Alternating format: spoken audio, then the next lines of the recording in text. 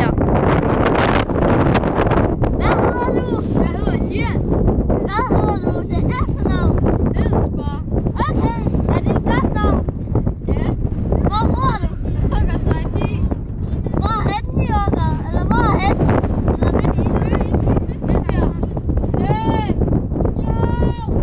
vi er i gang med interview! Jeg er glad for, at I ikke er det. Hvilken land bor du? I Danmark. Okay. Hvad hedder du? Det ved jeg sådan set ikke. Okay, det ved jeg sådan set ikke.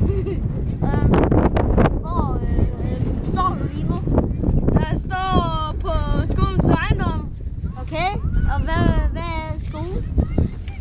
Det er sådan noget skole, man kan lære noget, hvor man læser bøger og sådan noget. Okay, det lyder kedeligt. Så, det var slut fra Karl Ingemann Jensen. Hej hej.